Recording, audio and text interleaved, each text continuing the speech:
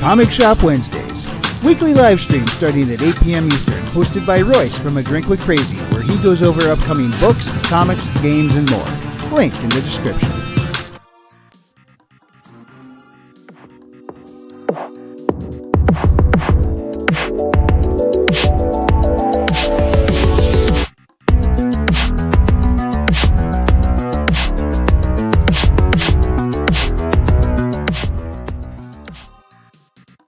Greetings, salutations, and other big words. My name's Ethan. My handle is Wrangler. Welcome to Frequency Studios. Weekly Wing It number 90 here on Rumble and YouTube. And starting it off with us tonight is Raven Nevermore. Oh, wow. Number 90. Yeah. This weekend, I was busy putting together a sword rack, which I got finished, and I'll be posting pictures of on Minds and Locals and such later. Cool. And also with us tonight is Frederick Guimond. How's it going, Frederick? Bonsoir. Yeah, it's going great. I'm just finishing up page 10 here and about to crack some inks on page 11. I'm excited. How about you guys? How you doing? Doing all right. I got the first draft of my prologue done and a good chunk of chapter 1 done to my next book, which will be Mystified Investigations, which is book 3 in the Bad Kitty series, and that'll be happening concurrently with book 4, which is United States Stellar Marshals. Over in the chat, we got Christina in first. She says hi, and Animation Overload just joined us. How's it going, Animation? Good to see you. We're doing all right. Hey, Animation Overload. Yeah, Hey, Christina, unfortunately, we're starting Animation. off with a bit of a bummer of news tonight. Oh, yeah. I'm sure many have already heard the passing of James Earl Jones, the voice himself. Right? That voice is just commanding, and it will be missed. How old was he? He was 90-something? 93, I think. 93, I believe. Right? Yeah. It was a good, long life, and he contributed a lot to our culture, so Oh, yeah. in a good way. I mean, that voice certainly live on. Incredibly talented. He could play the epic villain, as in Darth Vader and in Conan. He was a commanding presence. Very much so. Oh, yeah. Without even needing to be there. Right. Yeah, if had I ever gotten into acting, I would have wanted to do voice acting, because I used to do a whole bunch of different voices. People are like, "Oh, you should do that." So I decided I'd give it a shot one day, and there was a place here in Connecticut called Sonolus Studios. They said, "Hey, you can go over there. They do voice recordings and voiceover acting." So I went in. I was like, "How do I fill out an application?" They're like, "Oh, give us a tape with stuff you've done before." I'm like, "Oh, well, I haven't," so that kind of died there. John A. Douglas says, "Evening, gents. How you doing tonight?" Hey, John. Evening, John. Christina says, "I recently found out he's going to be missed. Wish we could do a tribute to him." And Animation says, "Finally found time to start reading Haley Star 1. Been so busy." Awesome. I hope you really enjoy that, Animation. I mean, I recommend it but I'm biased. Yeah, so that is a bummer. And then we've been seeing weird stuff about, you were mentioning a little bit ago, Raven, and I'm sure many others have heard it. There's a lot of stuff going around about people flooding a town and eating the animals, including folks' pets. Oh, yeah. I got a recommendation from Christy. All right. Thanks, Christy. Springfield, Ohio, I believe, is a place.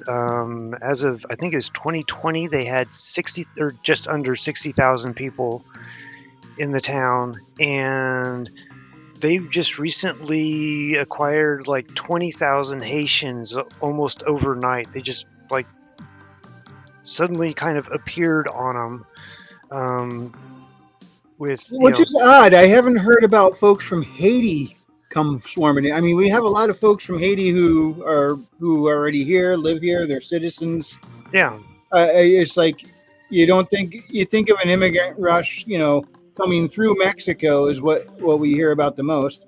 And a lot of them aren't even from Mexico, but folks from Haiti, that surprised me. That caught me off guard. Well, the country is they disbanded their military a couple of years ago, and you would think that that would be cause for some other country to come in and invade them, except for the fact that the country is in such horrifying conditions that nobody wants to actually even invade them. The entire countryside has been taken over by various different gangs and stuff. And the thought is that one of these NGOs must have gone in and filled up multiple airplanes and then just shipped them up there. Wow. John says, Ohio getting a taste of Louisiana life. We eat most of what lives around here.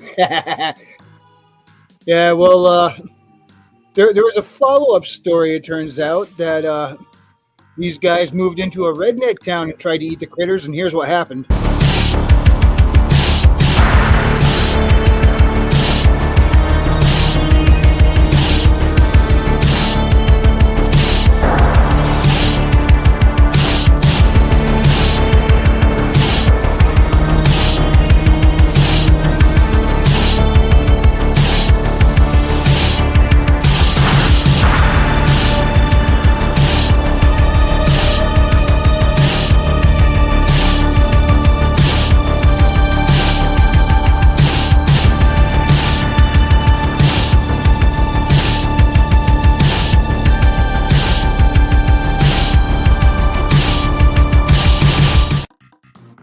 Army of pets, folks. That's what this amendment is there for. Frederick, I can't thank you enough for sending me that clip. I absolutely love that. That darn cat. Umbrella Cat, how's it going? There you go. Everyone approves. The umbrella cat. Perfect shot. Threat to kill. Rated R. The enemy says, cat gun. I'd watch this. Oh, man. You know I'm going to abuse that over however long I'm doing this show. I'm going to keep abusing that clip. As you should. I do as well. But it's this invasion and eating the pets has turned into a great meme affair. I've seen various images with Trump running down the street carrying or having various animals running beside him. I think one of them, he's carrying a cat in one arm and a three-legged duck or goose in the other. There's another one that has a cat running down in front of him and a goose on the other side running in front of him as well. Foo! All right, good to see you. It's okay, everyone. I'm here now. He's gonna save us with that Stargate technology. Oh man, I saw a video, I think it was last week or the week before, that talked about them getting the P90C into the series, because initially they didn't want to use them because they'd already bought the more generic gun that people were used to seeing the military use and stuff. And the guy that was supposed to or I guess I don't remember if it was a prop guy or somebody else, but he was in touch with the people that were doing the P90C, and they were trying to get some advertisement for it and stuff. And so he contacted them and was trying to get stuff going with that and everything. And the company behind the P90C was worried about like bad press or something like that. And so they're like, no, we're going to do it for the show. The military is great, this, that, and the other thing. So they were able to get like so many different copies of the P90C, and they've got the fake one for most of the shooting and stuff, and then they've got, because you've got various different prop types and stuff, plus you have one that you want to be able to actually shoot for certain scenes. But it was kind of interesting to see how it took a couple of seasons for them to be able to go from the generic ones that they had forcibly dumped on the crew versus getting everybody to use the new P90C. And apparently the crew like showed up on an off day to go shoot tons of rounds with it and stuff. They were having a blast.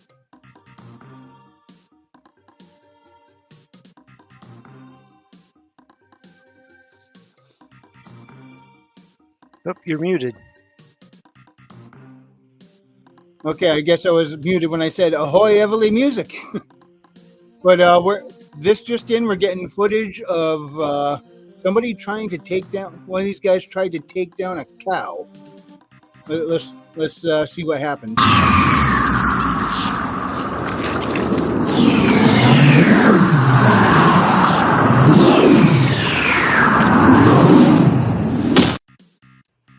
Man, they must be hungry. Wow. Is that Jackie Chan? No, what movie was that from? I can't remember the name of the movie, but no, it's not Jackie Chan. The Hedge. Yo, How you doing? pretty good. Hey. Hey, Harmon. I like what you did with your middle initial there. Yes. Cocoa pie. I'm surprised this place is usually packed every Monday. What happened? Where'd everybody go? I think people are running late. Thank you, Everly. It was Kung Pao. Kung Pao, that's right. They're probably stuck in traffic. Sure. Well, considering they need 20,000 people. movies.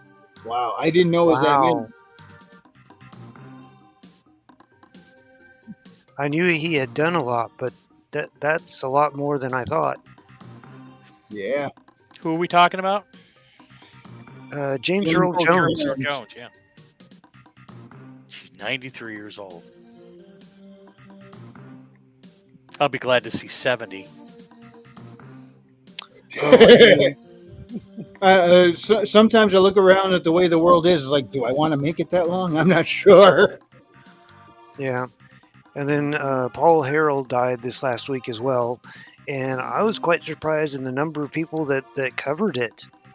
But then again, whenever you leave on a video saying, well, I died, that tends to get picked up by a lot of people. I think I don't know if it was because you shared it or whatever. I never heard of him until his I died video. Yeah, but it's only going to work for the first guy that does it. The next one that does it is fucked.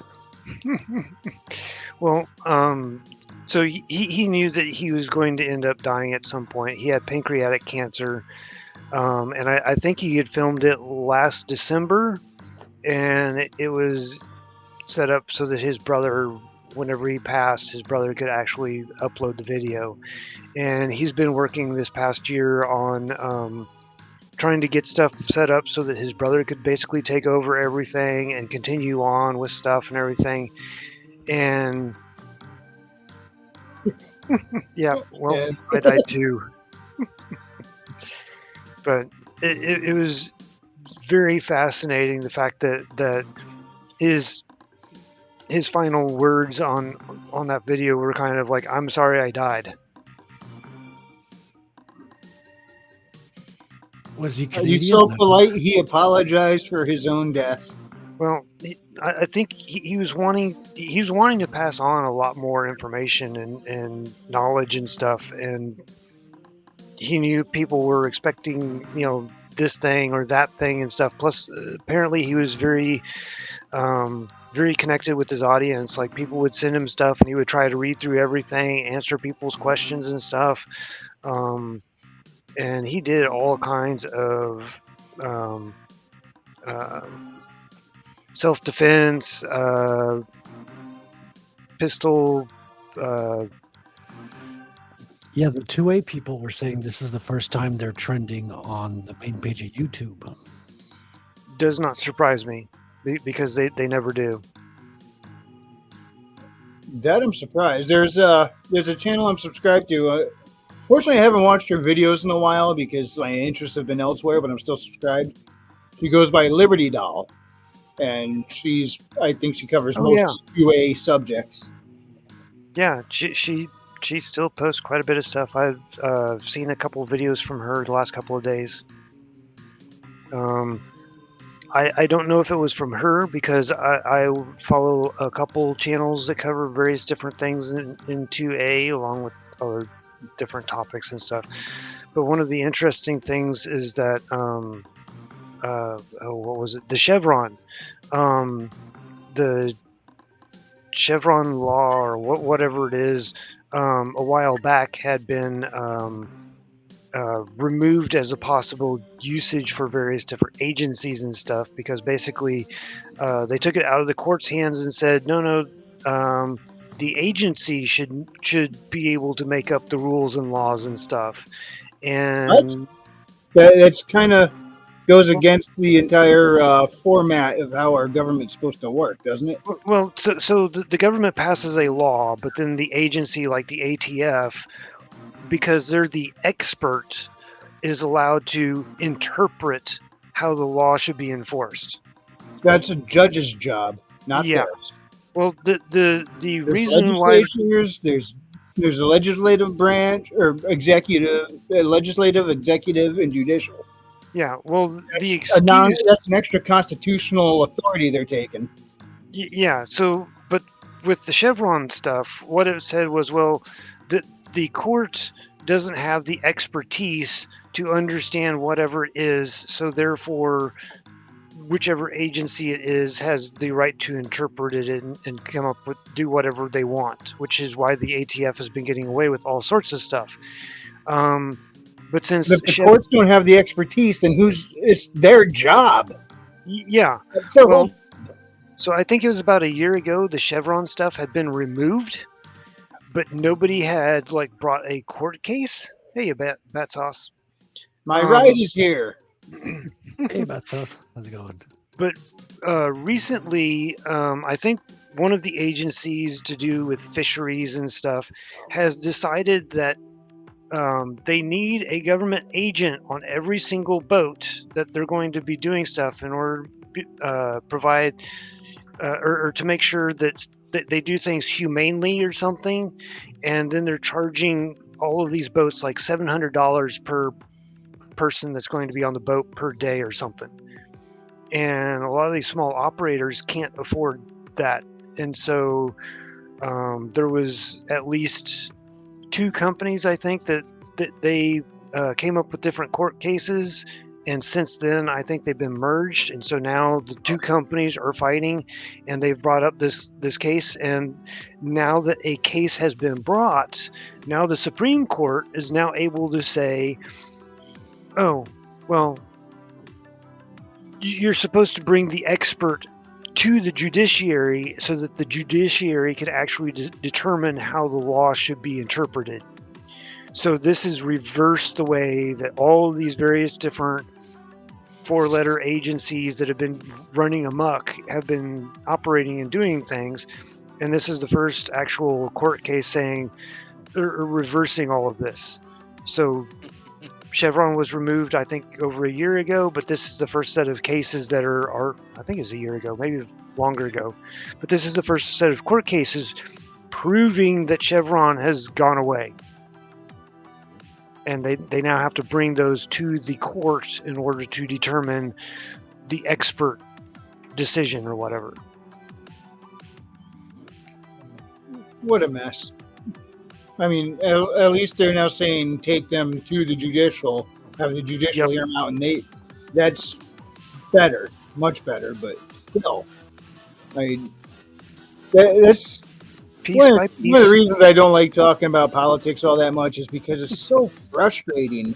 Just because the Constitution lays out what the government has authority to do. Outside of that, it would be up to the individual states so long as it doesn't conflict with the Constitution. And they make laws that contradict the Constitution all the time. They give people authority over things that they technically, according to the Constitution, do not have because it lays out very specifically who is responsible for making those calls. And it's getting pushed off on what is it? The non-elected people, and so we're getting pushed around by folks who technically have no authority. I'm not a political expert, so this is just me rambling off the top of my head.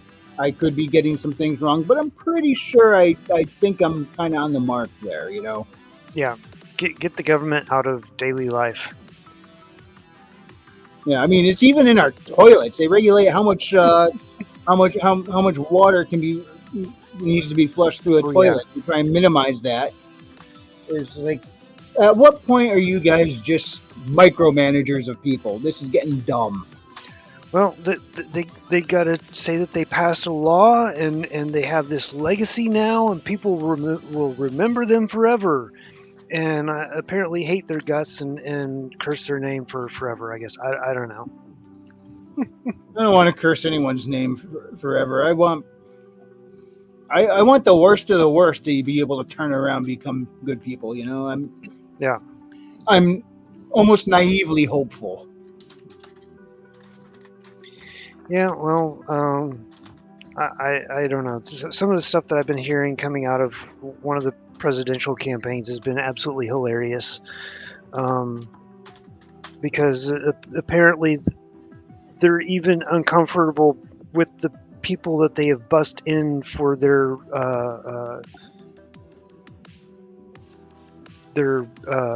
news coverage stuff.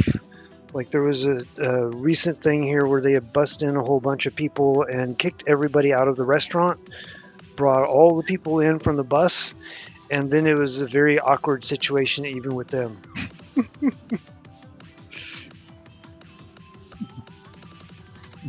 Bruce says, oh wait, I skipped one. Here we go. Says, you're on point, Wrangler. The word you were looking for is the bureaucracy or the deep state, Yes. unelected officials. Yep. Yes. He says, hit me up on Discord if you ever want to vent on politics. I actually, even though this is an important time to be watching, I've actually backed off more and more in watching because it seems to be more of the same except more frustrating each time.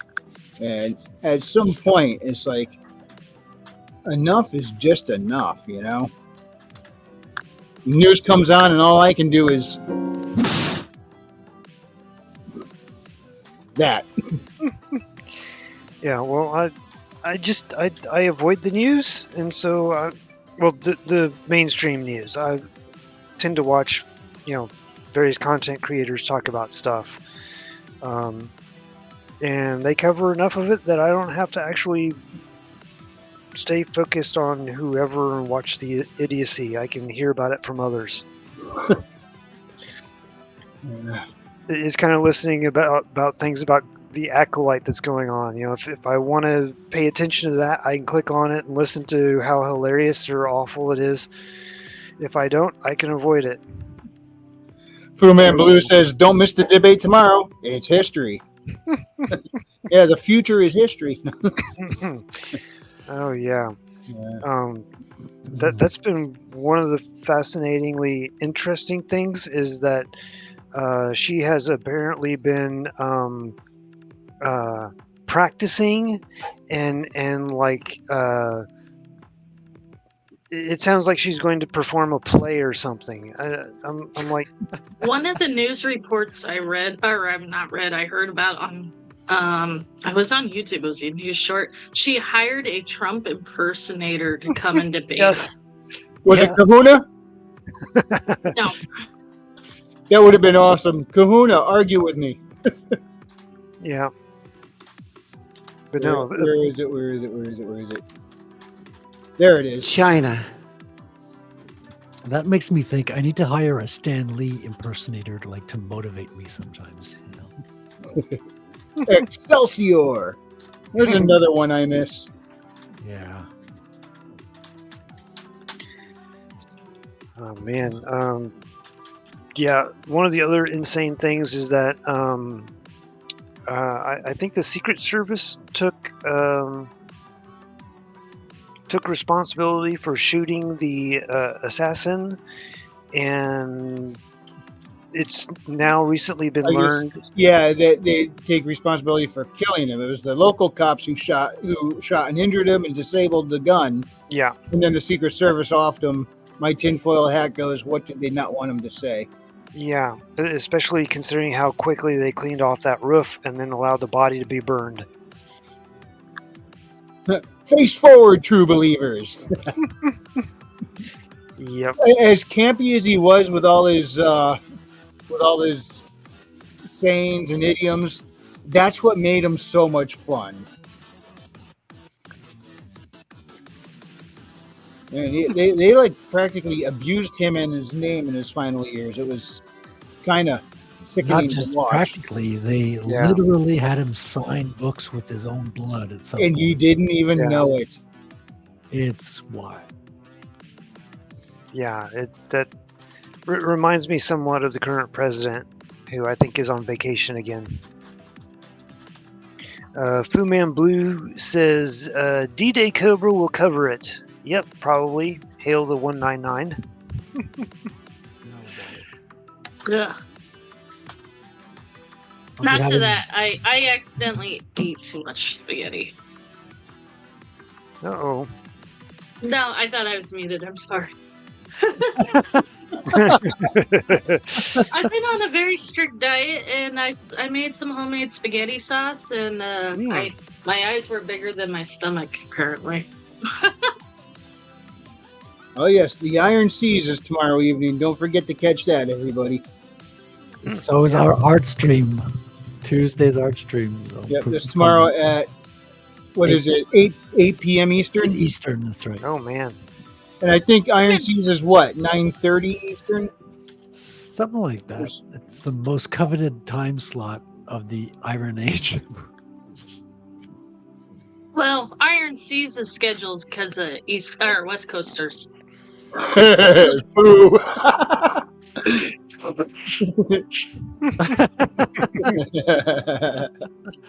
It's not how the chat Didn't mean works it like for that. me. Well, you guys, I got my street snacks for tonight, and I do the carnivore diet. This is slightly not carnivore, but it's more keto. But bacon wrapped jalapenos with cheese. Mm. Oh, nice. Ooh. Hey, Problem you know is, I what? haven't had Bacon wrapped spicy food in anything so counts long. as carnivore, okay? What's that? Bacon wrapped anything counts as carnivore. But that homegrown stuff sounds amazing. I killed an aloe vera plant. I probably can never grow up. Oops. That's Yeah, all right. I put fresh portobellos and spinach in mine, so makes up for the fact I can't grow.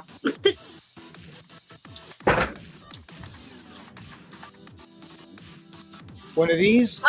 Mine looked at like that for about 2 months, and then it died. This one's been going for years. Nice. It used to be huge, and it was in this huge, and it ended up getting too big, and then it was kind of dying out. And I took parts of it and moved it to a smaller thing, and then it kind of grew into this, and then I had to transfer it into something a little bit bigger, and even this is too small for it now. So it's just been kind of cycling through like 3 years now, and wow, that is a massive spider on top of this thing. I'm putting it back outside.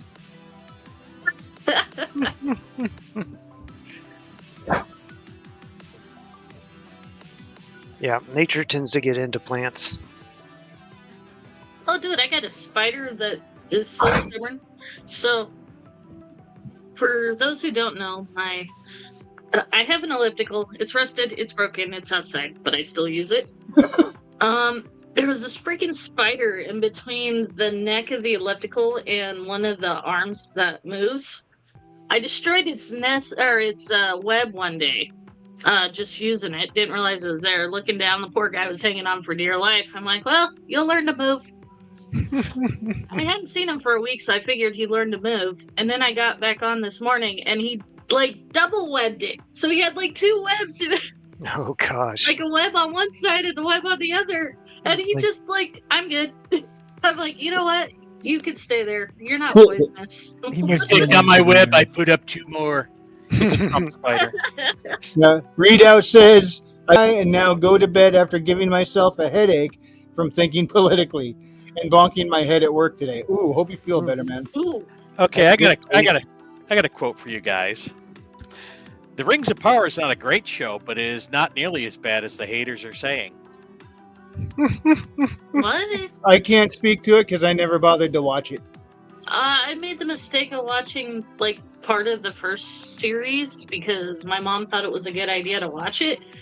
Yeah. And I finally asked her because it was in the. I walked out and she was watching it halfway through the season. I'm like, "Do you actually like this?" And she's like, "I don't know. They're trying to get Dolphin magic. I don't know where, so I'm kind of hoping that it leads to something." And I'm like, "Yeah, that says everything right there." Fu is asking, anyone here going to San Antonio next month for the con meetup? I can't afford to. There's a con or meetup in San Antonio? Yeah. There's always a con in San Antonio. Christina says it grew bigger than smaller. Yeah, it was actually dying out. I repotted it, gave it fresh soil and stuff. I don't know how many. It used to be upstairs in this giant potter, and it had been going for years up there. But then it started kind of dying out, and then had to get moved. And I took what was left of it, transplanted it. In fact, a good chunk of it kind of grew out and flopped out the side of the pot. So I put it at the base of my avocado tree, and it took. I don't know if they make good planting companions, but I have I have a aloe growing out the pot of that holds my avocado tree. So You can grow an avocado tree? Nice. I have two of them. Lucky bastard. I grew them from. I got avocados organic avocados at the grocery store and grew them from the pits. Oh wow. Unfortunately, it is way too cold to do that here. Same here. I have to bring them inside during the winter. Problem is, they're getting to the point where they're getting very difficult to move in and out because You have they're to not get a plants, they're dolly. trees. Bigger and bigger. Yeah.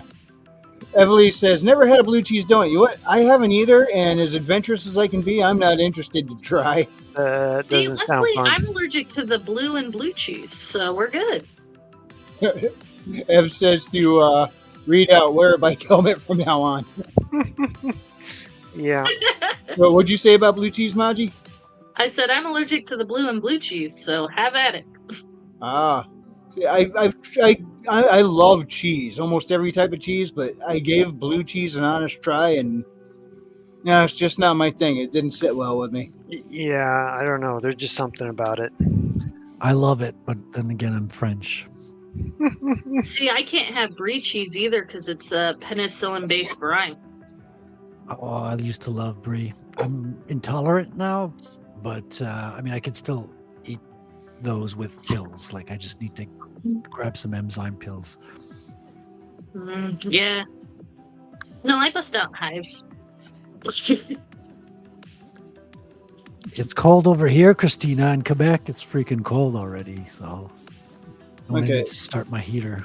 He's having a meetup on the 23rd, and the con is 25th through the 27th. Oh, okay. So I'm guessing that's F&T and or Geeks and Gamers. Okay, I think I remember hearing something about that. I was hoping that they would make it back to Dallas, maybe. Oh, Ricky Bobby's? Is that a restaurant, Fu? Evelie's asking, isn't it too cold to grow avocado up where I is? Yes, it is. Anyway. Yeah, when it drops below 50 degrees at night, I have to bring them in. They're broadleaf evergreens, so there's very few broadleaf evergreens that can hang out below 50 degrees. We got one out in the yard. I can't remember what it's called, but it stays green all winter. But it's a local plant, so. Christina's like, cold? Where is it cold? Yeah, it was a little warmer than usual over this summer. And Christina's a polar bear. She don't like the heat. Oh, really? Star Fury! Hey, You Star need to Fury. accept that you can't save people from their stupidity. Just let them stew in their decisions. That's true. That's very true. Evelie says he just had some brie with dinner. Look Bro, at you. Stormcrow's here. says, "Hail everyone! Tonight I just need to take a moment and say, rest in peace, James Earl Jones. The world is lesser now more than ever." Yep. Agreed. That's true.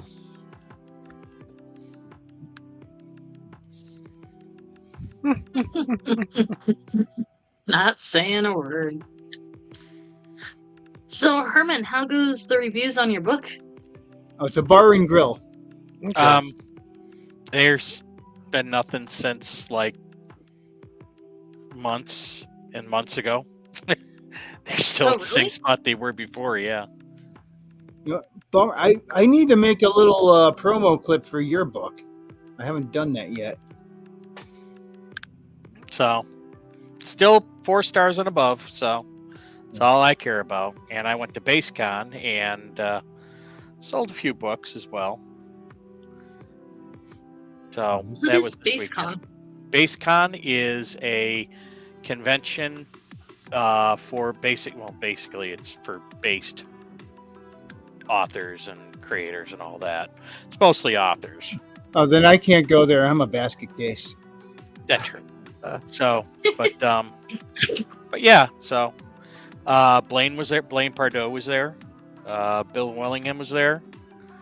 Declan Finn was there. So I spent a lot of time with Blaine Pardoe. So Oh, nice. I'm praying to God he doesn't think I'm some sort of like stalker or something. I heard something like he's suing his previous publisher or something. He's suing. No, he's not. He's not. His previous. There's 2 things that are going on. First, he's suing Topps. The card company? Yeah, Topps Incorporated, because they have not paid him for existing royalties on his book, allegedly. And his Catalyst Games put out republished an anthology that he was in, and they listed every author in the anthology but him. So, Ooh. yeah, like pissy little bedwetters. So, I mean, his name is still on his own story, but which they don't dare to, because then they will get sued. Yeah. But they're just pissy little bedwetters who they've thrown in with a freaking political mindset, and they're just going to crap. They already crapped all over him when they canceled him, and they're just continuing to crap on him. That sucks. So just don't buy anything Catalyst, as far as I'm concerned. Not that I did before, but Yeah, I stopped buying after a while. They had terrible service. I was buying like Shadowrun 5th edition for some reason. I plead temporary insanity. so. But yeah, the Topps thing. He's I kind of can't blame him. Yeah. They haven't paid him for royalties. He's owed those royalties, whether they like him or not. It's his work, and they still have a publishing agreement. So pay him.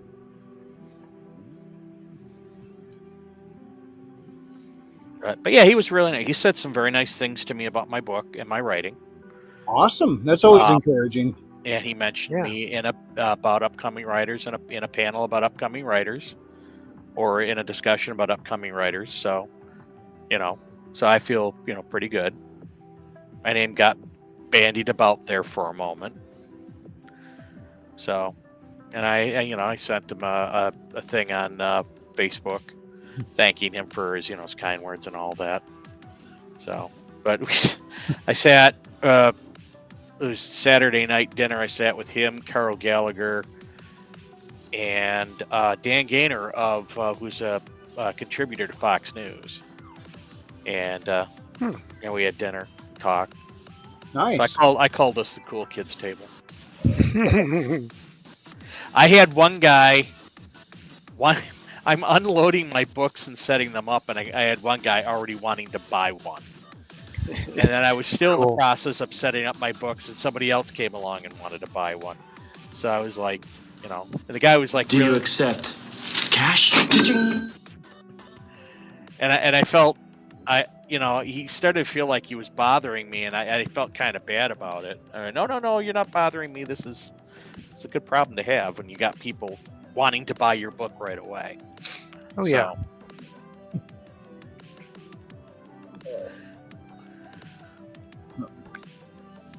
So yeah, I think all in all it was a good good trip. That's good. And the I night, always hate that when you do the con, you feel like you wasted your entire time. But granted, I've never set up a booth either, so it probably is worse for that. The only place I've ever set up a booth is the Shred Derby here in town. It's a yearly event. And while I was there, I met another author, the guy who wrote The Witchfinder's Serpent. I really enjoyed the heck out of it. I got to check out his second when I have the time and inclination, but I'm definitely going to be checking it out. This book was it was really cool. It was teenage brothers. They were orphaned and had to go live with their aunt. And her aunt was actually in Windsor. The author doesn't live in Windsor, but this is called The Witches of Windsor, Book 1.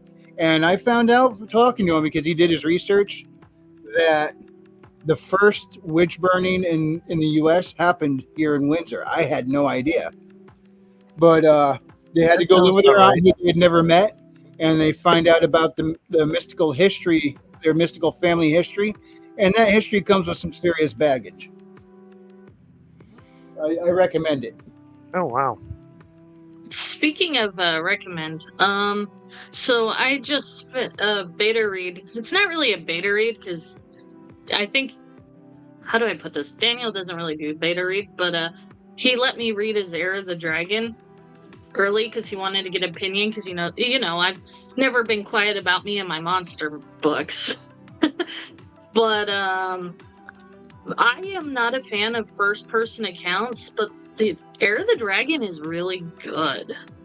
It still pays like a respectful homage to traditional vampire stories, but is done with like a modern twist. It's kind of cool. I know that one's coming out next month, so in case you guys were interested. Okay. Heir of the Dragon sounds foul. I finished reading Sherlock Hamster. How was that? It was short. I kind of knew where it was going because it plays to the tropes, but I think it's written more for kids, and so kids probably wouldn't be familiar with the tropes. But I was like, okay, I kind of have an idea where this is going. It's one of two ways, and it kind of threw me for a loop, but then I realized where it was going, and I was back on track and stuff. And it was fun because it was animals. It's done for kids and stuff, and so I think kids would appreciate it. Yeah.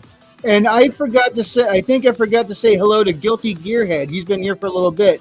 What's going on, Guilty? Good to see you tonight. Hey, Guilty. Kahuna often points out this dude shows up everywhere. He's like omnipresent in stream chats.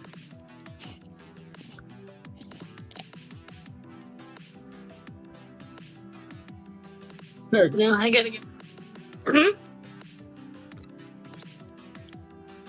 What was that? What were you saying, Maji? Oh, sorry.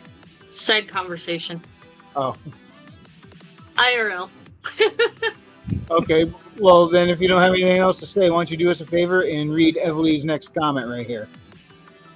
Yeah, no, I'm good.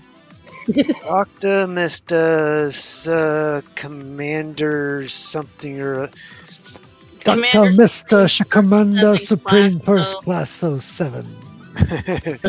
yeah, there we go. Or the 07 could also be an emoji of A just like- salute. and there you go. Yeah. Making up your rank patch must be a real chore. The Lore Raider has joined us. How you doing, Lore Raider? Good to see you. Evely, he said the thing. Yeah. Please don't make us say that again. Mr. Dr. Sir, First Class. Mr. Doctor, sir.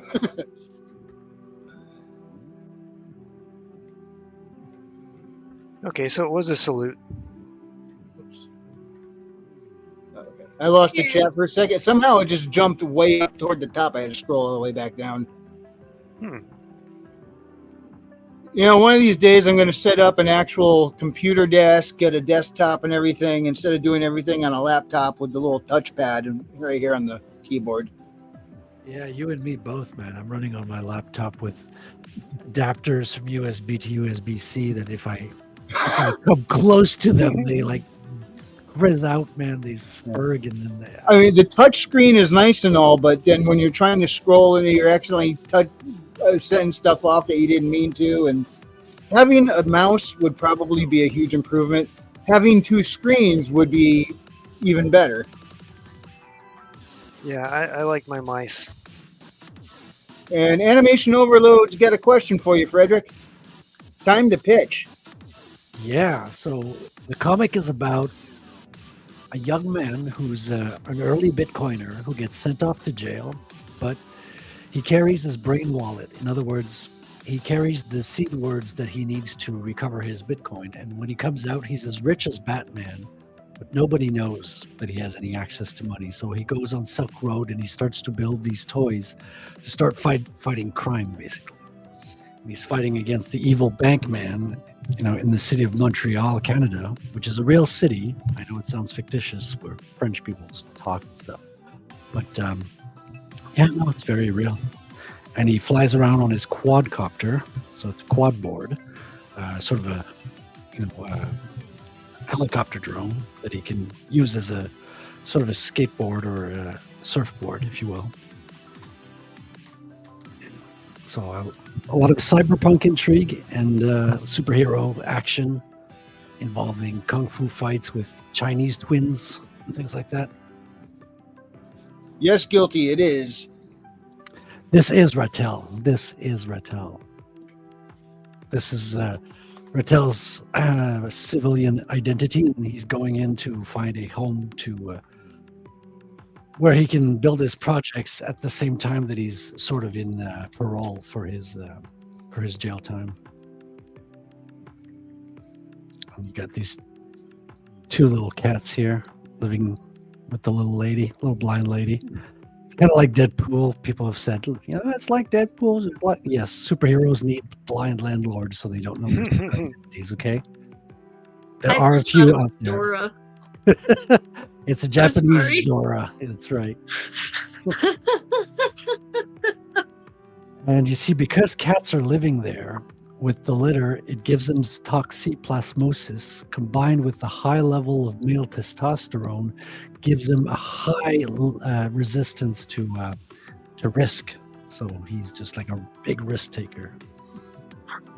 Now, Star Fury, that sounds like a good idea. He's saying get a docking station, you could add multiple monitors, a keyboard, and a mouse, but can easily unplug from dock when you need to, because you guys have seen me how many times just pick it up and walk outside for a bit. Problem with that is I need to get a new computer. This thing is tired. And if, at the very least, needs a good tune-up, and getting this thing tuned up would probably cost about almost as much as getting a new computer. My pipe dream right now would be to get a new desktop computer with a couple monitors and everything, and then get this laptop, get it worked on, defrag, new battery, because the battery only lasts about 20 minutes unplugged now.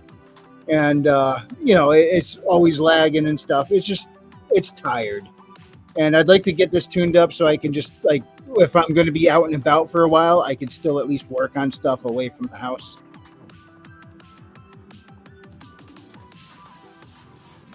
Maybe laptop needs expanding. Crotch comp.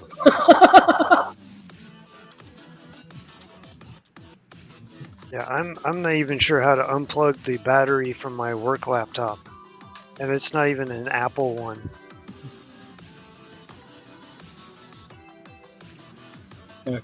Chrissy is recommending Alienware. I heard, granted, this last time I actually talked to somebody about Alienware, it was back in 2007 or 2006. So that conversation is probably way outdated by now. But he was saying it was the greatest thing since sliced bread. Aliens Fire's gone downhill since Microsoft bought them. Everything goes downhill when Microsoft buys it. I mean, look at Halo. Yeah. Yeah. It used to be a huge brand name, and I've heard less and less about it. But then again, I build my own computers, so and there's less and less less and less of the older style advertising and stuff that I see in my daily life. Like I used to end up seeing lots of magazines. I used to see lots of TV and stuff just because, you know, you go somewhere and you see TV running and stuff. And now it's like nobody watches TV anymore. Nobody reads magazines anymore. So Yeah, I mean, I finally got a nice big screen TV, put it on the wall, and the only time it's ever on is like something in the background on YouTube to listen to that I'm not really paying attention to because I'm doing work on the laptop. yeah, The only time I think I pay attention to TV is when I'm playing a video game, and I don't even do that as much as I used to.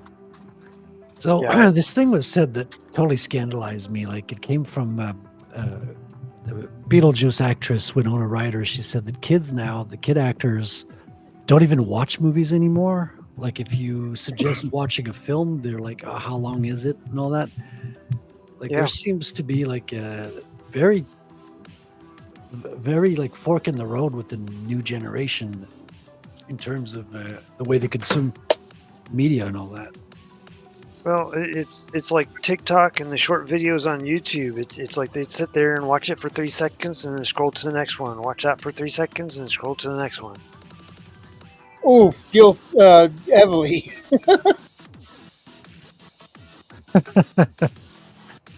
Yeah. Mm. China. Hey, I'm just hoping my computer makes it long enough to finish this freaking book because I was a dingbat and tripped on my charging port and charging cable, and my charging port is barely hanging on by a thread. Ooh, Yeah, sometimes a laptop just does fit better. Unfortunately, this one I got it, and I tried to use it to do things probably beyond its ability when I was trying to teach myself how to use Blender and Unity, which neither of those panned out. And so I've been using it for writing and video editing, and it's 4 coming up on 5 years old maybe now. It's like it. I've never defragged it because I can't figure out how to defrag something ever since we never used DOS as an operating system. I really don't know my computer stuff at all. I'm lucky I know how to turn it on. Yeah. Thank you for your transparency, heavily.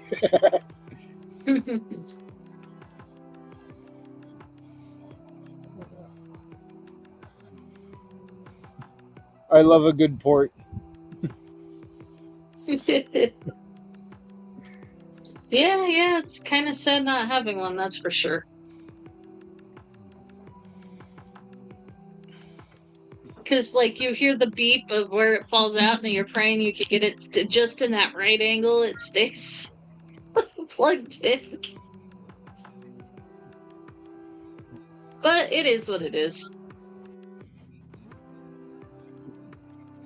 So I watched an episode of Film Theory, I think yesterday, and they were addressing the terms of service in Disney Plus. Oh, and yeah. how there are because things yeah. like that in a Going whole on. lot. They had a great suggestion at the end of that, though. If some people would have to dedicate, but it's like if someone just combs through terms of service and then discusses them, so like it would end up with like an aggregate site or something, where if you're signing up for something, you go check what gotchas are in their terms of service. You could just go there and find a breakdown of People are using AI for that. traps are. You can use Legalese AI to scan it and give you like a resume of the important parts,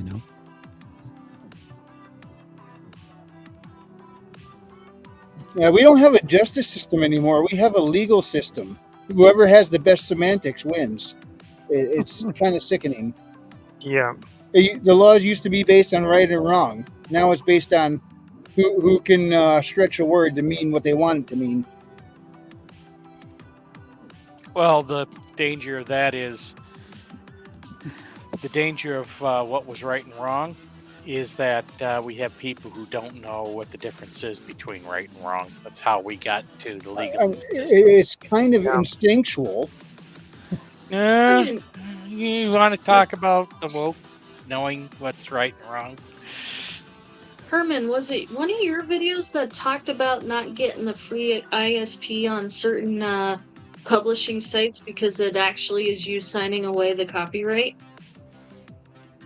No, I don't Was it think one that of your was me. fantasy rants? Oh, okay.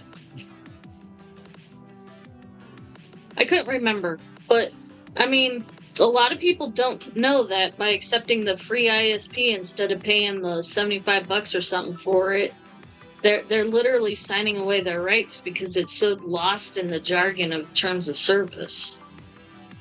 Well, here's the thing: they really can't do that because I have a legal document that says it's mine. And it's established by the federal government, and that doesn't override anything that's contractual. Man Blue says Captain Garrett's going to that meetup as well. And speaking of Captain Garrett, in 1798, John Sullivan's family was kidnapped by Barbary pirates and sold into slavery. In 1803, Sully set sail out of Pennsylvania to take them back. Blood and Oak, link in the description. By the way, I did enjoy your fantasy rants. Well, they weren't really rants. Your why the fantasy is dying. Oh yeah, well, Was yeah, that a lot one of of your What About the Readers videos? Yes. What about Aritas?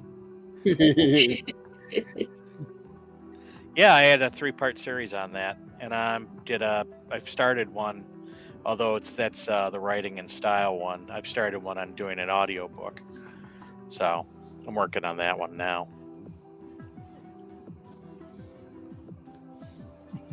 Star Fury says, Wrangler, take off those rose-colored glasses. We the people anywhere have never had a justice system. It was always a legal system run by the rich, powerful. You are roboting so hard. Who, me? Yep. Well, if I'm gonna robot, where is it? Where is it? Did you actually?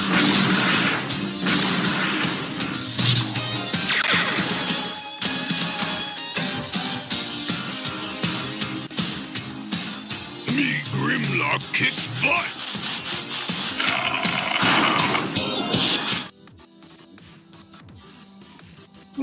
That's how you robot.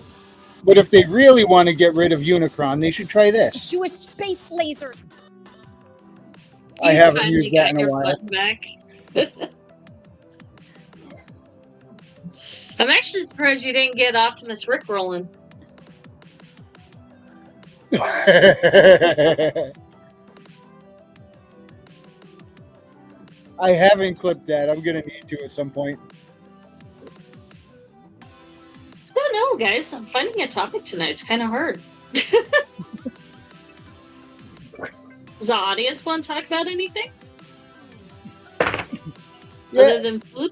Yeah, chat. You got ideas of what to talk about? We're kind of just. Well, We we're got nothing. We rarely have anything lined up. But politics. We're intentionally avoiding the politics. I mean, nothing good has come out worth talking about, so we can't send any positive vibes there. Rings of Power is still shit. We could always make up funny names for Billy Bob. Where is Billy Bob lately? he's doing a lot of different streams. He's probably worn out. He's cruising some of the homeless in San Francisco right now. Speaking of Rings of Power, I beat in your pool. Yay!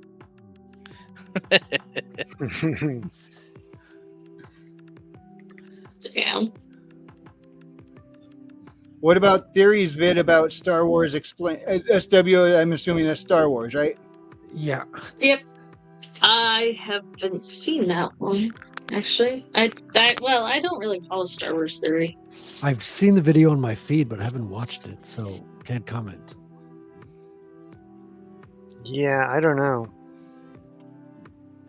I think the only thing really Star Wars that I've seen recently has been Mark Hamill, Fantasy versus Reality. Mark pretty Hamill nice, hasn't Christy. been in Thanks for reality stopping in in. 20 years.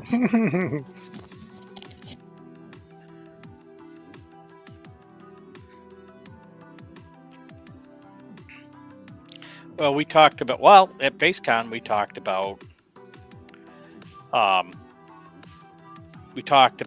one of the panels I was on was new trends in fantasy and whether epic fantasy was dying. So we talk about that. Yeah, I mean, you have a whole video series on it. Why not? Let's do Okay. it. Well, epic fantasy isn't dying. There, I said it. I don't know. The longer Yeah. fantasies, like Sword of Truth, stuff like that, I think are.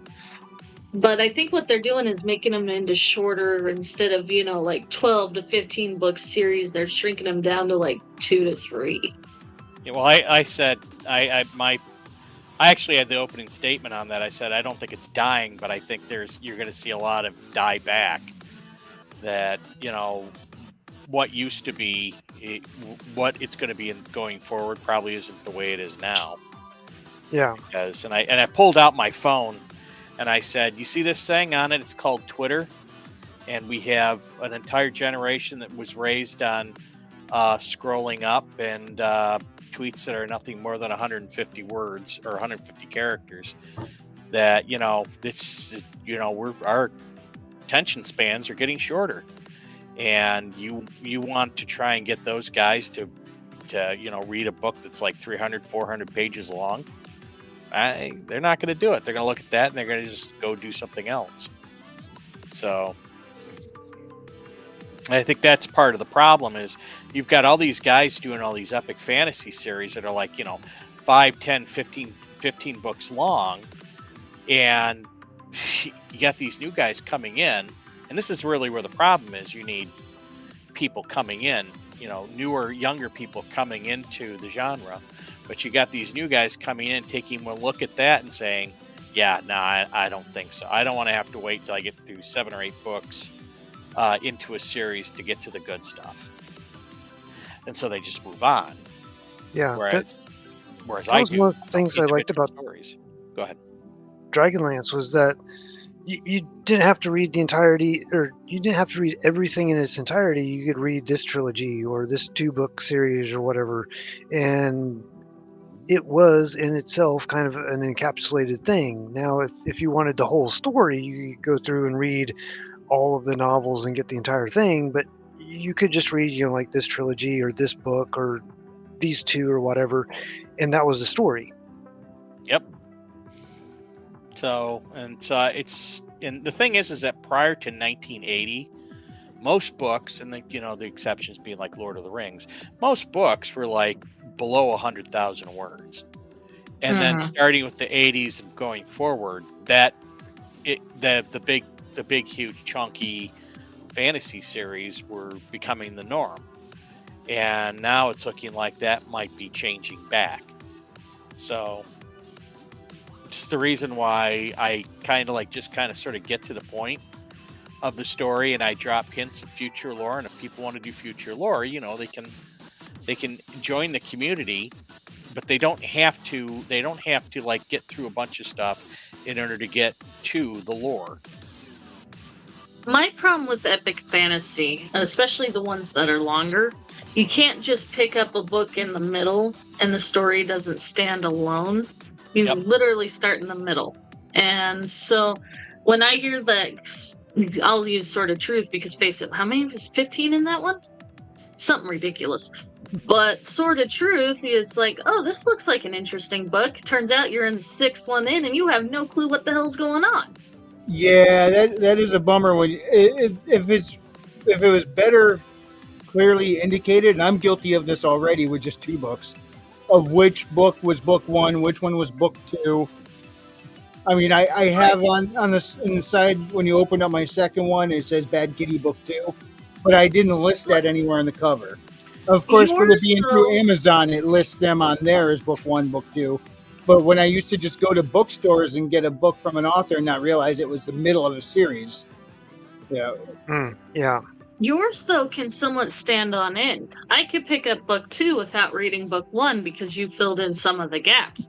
It's not that's what I as was trying to exciting, do. but Probably not as efficiently as I wanted to, but that was trying to make it so you could, if you pick one up, it has its own contained story, and you're not left going, "What's all this?" There might be little things where you don't have the context if you didn't read it in order, but for the most part, you can understand it. shoot, was it Tolkien that between the first and the second book literally was the middle of a speech or a dialogue? I don't. No, I don't think that's the case. Yeah, I read One of- I'm trying to them a while remember ago. I who it don't think was. it happened. Star Fury says he always thought 3 to 5 books was a perfect epic fantasy length. Guilty Gearhead says phone book fantasy. I have. Everly, you have a great night. Thanks for stopping in, man. And now that we mention it, there was a great video I saw today by How to Write by Novel Marketing. Let me bring this up here. Well, actually, I could probably share this out. Let me share this out. Enjoy the atomic roar.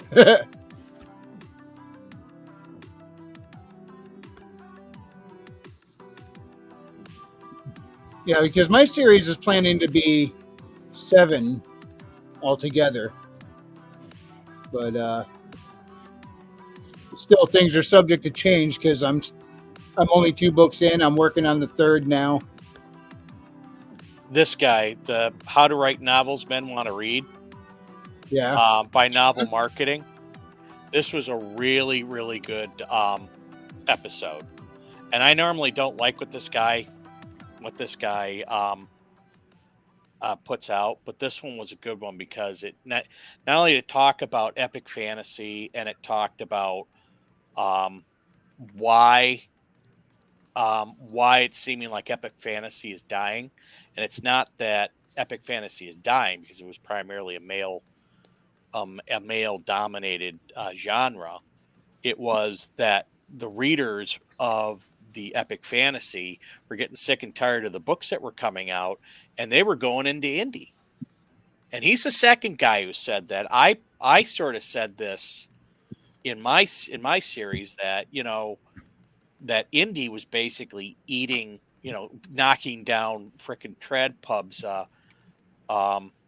pub, taking their lunch money and, buying booze and cigarettes with it when it came to fantasy.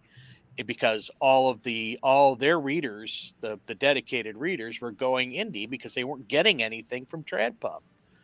Yeah, And- they're all focused on the exact same thing, which is kind of alienates the rest of the readers. It's like there's nothing for everybody coming out. It's only for it's text, it's porn and text in a fantasy setting for the most part.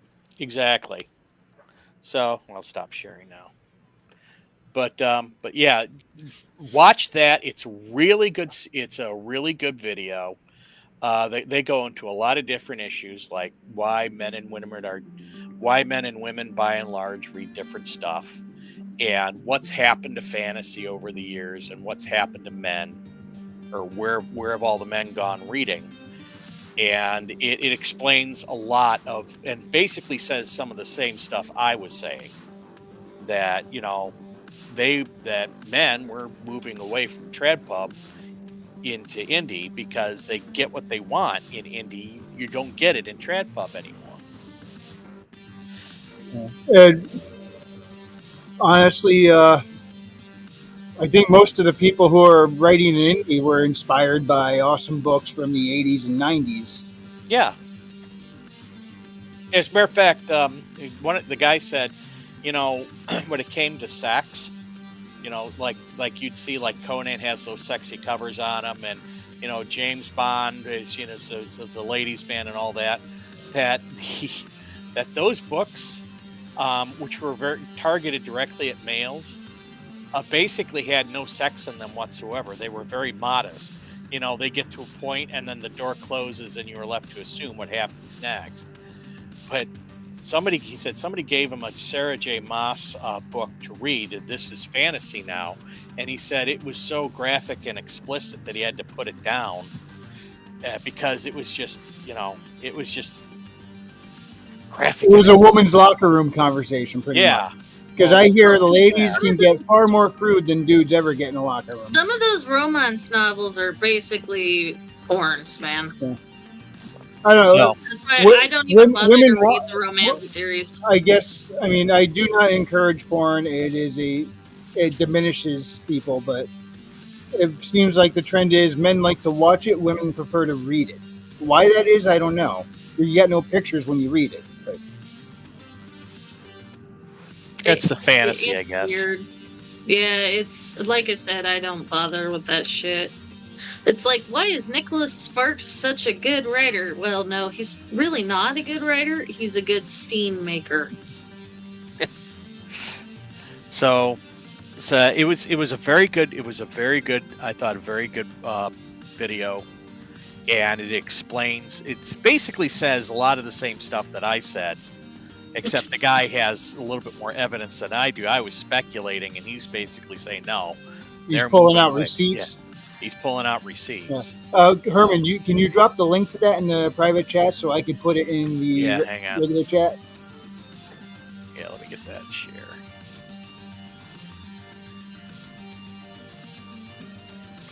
There you are. All right, well, he's pulling that up. The music you guys are hearing in the background is by Chill Kid. Try Hard, a working class synthwave album from Chill Kid. Link in the description. Oh, nice. I was wondering.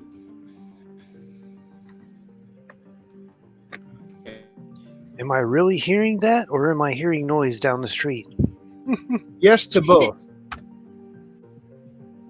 Okay, the link to that video is now in the chat. Thank you, Herman. Yep. So, very good. I don't get how fantasy books like The Fourth Wing even exist. For you guys who don't know, Kahuna and a bunch of others got together and tried to read the book because it's one of the higher selling novels right now. And it was so bad. I don't get how is it mainstream. I was one of the nicer ones about that. I found a lot more to enjoy in that than most of the others, but there was a lot I really didn't care for. The first thing, the first person perspective, I do not like it. And Violet being the main character is all Violet all the time, and you get the CSI zoom in on her emotions every time she sees tall, dark, handsome, and dangerous standing over there in the corner glaring at her. And it was just so repetitive. But there were a lot of cool ideas in there too. And me and my nerd brain, I'm looking at, how does this magic system work? Okay, here are the villains. And I end up doing, my head is constantly doing Smash Bros. Versus battles. So I was actually having a good time with all that. But the writing style and some of the stuff focused in, I'm obviously not the audience for that. But I look at it, I'm like, there's some cool things happening here. If they just tighten up the delivery, get rid of the smut scenes, but then that's alienating her target audience, and she should not do that. But here's the thing: if you look up her target audience is teenagers. Wait, what? That is not teenage appropriate. Look it up on Amazon. How can that be? It's a teen fantasy. No. That's not. No. I mean, I could see teens fantasizing that, but that's not appropriate material for teenagers. Yep. That is very much. That is over 21 on material. Amazon. See what its target audience is. I'm not joking. I mean, I'm actually the one that went and read the second book. I think, what is it called? Iron Flame? Yes. I wasn't going to read the first book. Well, I did the audio version of it. I listened while driving. Oh, so you made your ears bleed? Kind of. Yeah. But I was doing versus battles, Iron Age characters versus the villains of the Fourth Wing. So I was lore mining. I was I was gonna say wasn't gonna read the first one, except I had a bunch of friends who were reading it, so I figured I'd do it as well. And then I realized there's only so much that I'll do for friends. Yeah. But I actually was sitting there going, hey, look at the potential that is here. She does have a lot of cool ideas, and there were characters in there I did enjoy. Like Riddick, the practical jokes guy. He was awesome. Trying to see, because I know I've seen. They keep changing the page, but there's a way to see what its target audience is. I think it's under book details. Yep, I gotta go back to that tab. Scroll up. It says the Imperium. Yeah, there's an arrow off to the right. I think if you click the arrow off to the right, It'll say all the things it's listed under somewhere. I thought it was down further, like down. It is. Oh, could be. Yeah, they keep changing shit. Oh, yeah. Okay. What we got here? All right. Entangled Red Tower books. Never even heard of them. Text to speech, screen, word wise, sticky notes, print length. All right. Number 1 in Dragons and Mythical Creature fantasy books. Number 1 in Swords and Sorcery ebooks. Number 1 in Swords and Sorcery fantasy books. I'm trying to see if I can find the list of all the genres it's listed in, because I know it's possible they may have changed it. Somebody might have said, hey, inappropriate, blah, blah, blah. That's always a possibility. Yeah, where do I find the target audience? I thought it was for either chicks in their mid-20s or cat ladies. Yeah, Wrangler, we're all looking for that target audience. Well, I will say this. It's written at a 7th grade level. So I could see why the target audience is teens. What's scary to me is that because it's written at a 7th grade level, but it has adult content, it's either trying to push smut to teens or it is fantasy for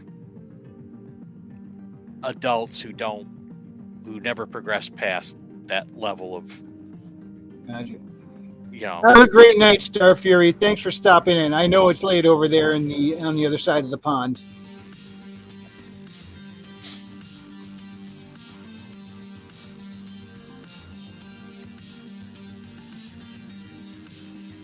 Yeah, but Yeah, here it is. As soon as you type it into Google search, this is what it brings up.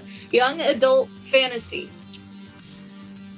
I typed in Google search, Fourth Wing target audience. for tween, that is so inappropriate for that age group. Ay, ay, ay. Yeah, okay, so this is exactly what Fourth Wing, this is what the AI Google search came up with. I will read it to you. So I typed in the Google search, Fourth Wing target audience, in big bold letters, young adult fantasy. This is a serviceable fantasy romance, reads like young adult fantasy with an R-rated dash of romance. Slightly less explicit sex scenes. Fourth Wing could be remarked as YA. Or could yep. But its adult fantasy status won't stop most teens from racing through this story.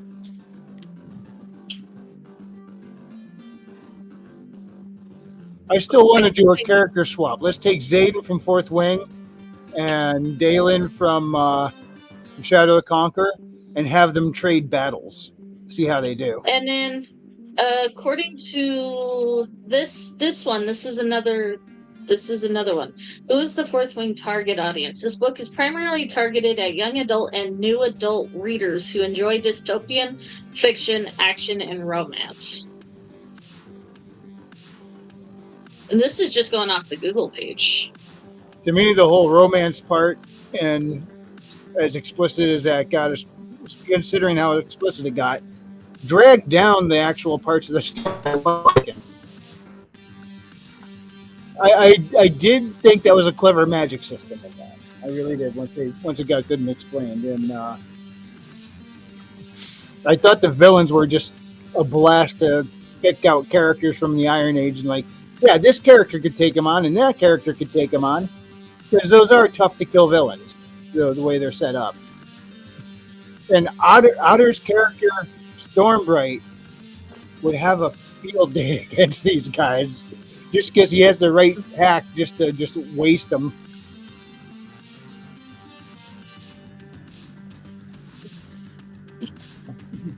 Yeah, Herman, I had your character Hal Cedric in that video too. He could take down a Venom.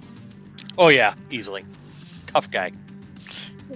His biggest challenge would be getting up in their personal space without the whole energy drain. If he can get past that and get up close with these guys, yep, he'd wreck them. Yeah, I remember watching that. And I should also point out that oh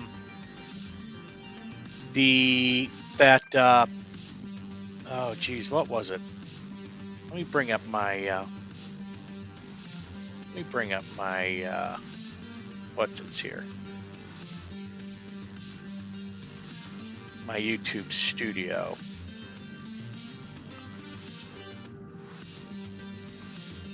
Content. My Iron Age Creator Showcase is like up there with like 85 views. It's like one of my most viewed videos. Can anybody hear me? Bueller? Mm-hmm. I'm listening. Yeah, it's one of my most viewed videos. I mean, I have a couple that are like over 100, and a bunch of them like in the 90 to 80 some range, and that's one of them. But most of my views are like 20s and 30s, nothing spectacular. But it got more views than my Wizard Stone trailer. Oh wow! So Dang. Wow. What are your predictions, guys? Where do you think the overall fantasy genre for literature is going to be about 10 years from now? Unfortunately, if they don't kick out the female Horton smut writers, it's not going to last much longer. well, I think 'Cause- Tradpub. I think that's right for Tradpub, but I think it'll live in indie. Yeah, it's overall. I don't know. With the shorter attention span stuff, I think we may see a return to things like the Conan stories and such, where they're small Pocket small pulps. stories, and a small pocket thing of couple different stories that are short and to the point and action packed. If you could get them to read at all. I'm not. I'm actually kind of optimistic because I've been doing a lot of these events and running up against a lot of young guys who are interested in picking up fantasy. But I think you got to kind of start them out easy and don't try and pummel them with a 3,000 page book. Get them into novellas and they'll move their way up. But I've been I last year I was very pessimistic because the only place that I could actually sell books was on Facebook, and of course, if you take a look at the demographics, people buying the book, it's always 40 and up. And it's serious. That's the only place I could actually get numbers and people buying books. And it was 40 and up, and I'm like sitting there saying to myself, I'm selling to a dying, to a Oh yeah. to a readership that's dying off. But since I've been doing these events and I've been seeing most of the people buying the stuff at the events is like under the age of 40, and some, a lot of them, I wouldn't say a lot of them, but some of them being teens. That it makes me very optimistic, and that's the reason why I think that they're not that TradPub has basically pushed these people away, so they're not buying the stuff in the bookstores and on Amazon. They're going to these places and buying the books there. Yeah. Hello, Otter. What I do find interesting, though, is you got a VTuber avatar, huh? Oh, cool. I am technically a ping tuber now. An honorary ping tuber, as they say. One thing I But, found very. Oh, sorry. Go ahead. No, you're good. One thing I've noticed at work and stuff, it's the teenagers that are keeping physical media alive. Yep. That's very Not encouraging. Something they can own. Yeah, Yeah, one thing I found encouraging was when this past year, when I was at the Shad Derby, had a booth. A guy came over. He was a dad, and he wanted to thank me because Bad Kitty got his kids reading prose when before they would only read comic books. And I was like, "That's awesome! I'm glad she's reading Broaden Her Horizons." But as I said and thought about it, I was like, "Wow!" I was like psyched up, but at the same time kind of humbled. It's like I did something right, But Well, think about it. When all they have is getting young people phones. reading, that's awesome. I Yeah, beg that's to differ. I terrible. think this is terrible. Weeding kids off of comic books? How dare you? How dare they? But I I- mean, think about it though. When you're looking at nothing but screens and phones, to physically have something is actually kind of cool. Thank you, Guilty. Also, I have a dirt face if you guys are curious to see it. Yeah, you smile. Every Oh, freaking time. awesome. I'm so 3, glad she did the 2, dirt face as well. 1, and dirt. I'm so happy about it. Brilliant. Brilliant. Did that take a lot of work to program, or what? Actually, no. It was pretty simple. Once you've got the images, it was just using a free website and having it plug into Discord. So does Okay. does he open his mouth and talk when you have background noise happening? Speaking. It senses your mic. Whenever you're speaking, it will change up the image. There's like a fade-in effect, and you can also have this balance effect whenever I speak. So between this, it gives the illusion that I'm talking. Do you have an angry face? Not yet. I have a derp face. I have a happy face. I'm happy for the moment. I appreciated Herman's video about the shorter books and stuff because I wasn't thinking about that because I was thinking, there's all these big, huge fantasy stories with massive books and stuff, and I'm like, I'm not gonna fill anything like that. And Herman's video talking about the fact that, well, maybe there's more interest in these shorter ones gives me hope.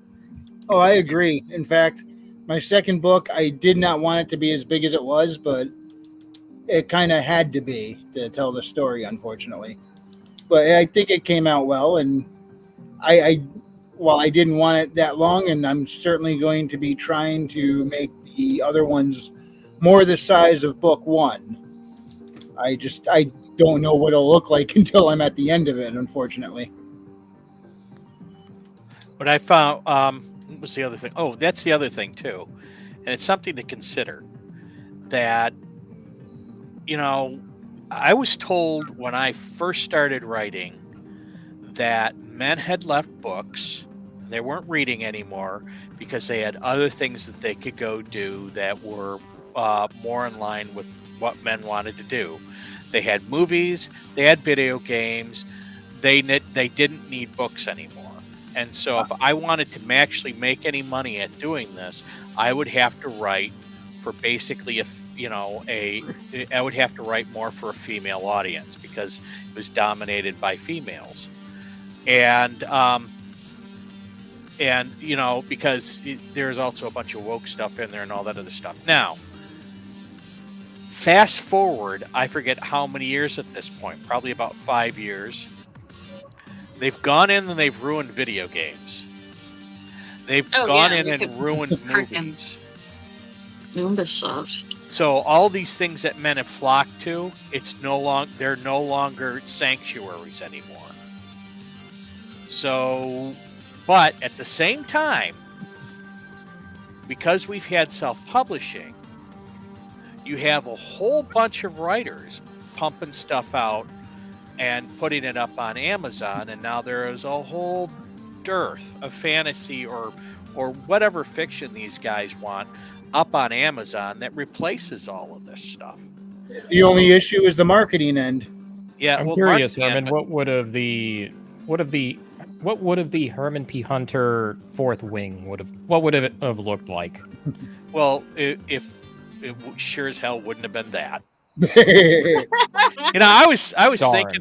thinking about that, and what I would do is I would have a similar fantasy, but it would be some guy that was basically conscripted into these dragon riders, and then taken in front of a dragon with a bunch of other people, and having the dragon basically incinerate everybody but him, and he's the guy that the dragons select. And then he would be trained to be a dragon rider.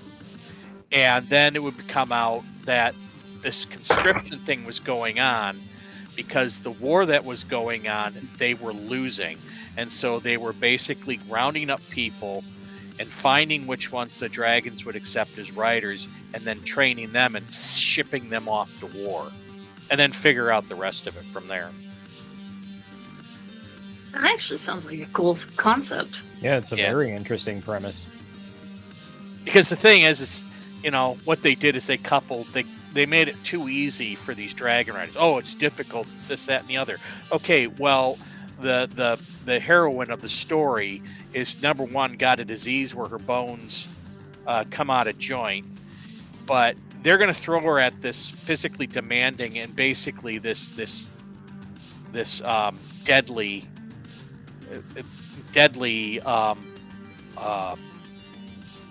academy that's trying to kill off as many people as it can, and she's going to become this great hero. When in reality, if she goes and becomes a dragon rider, she's going to go up on a dragon and come down a sack of bones,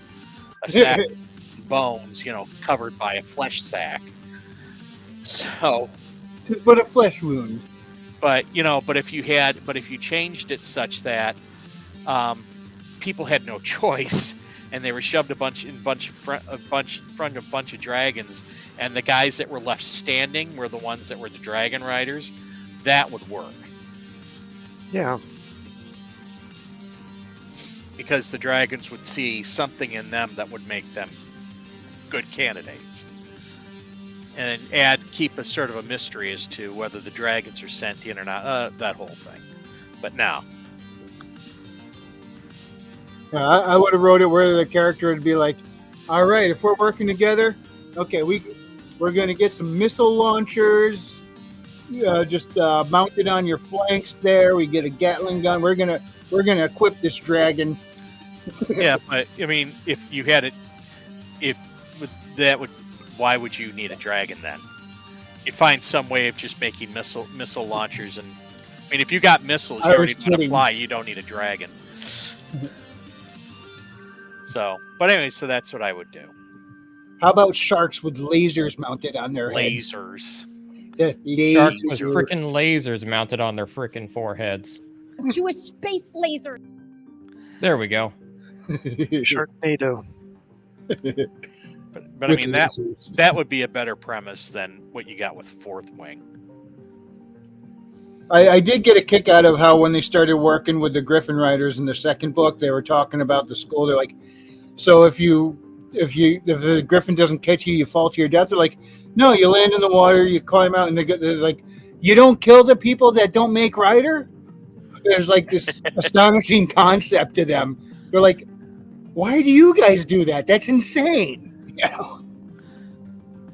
So it's almost like their antagonists were calling them out on the same BS that they were calling out when we did our review of the first book.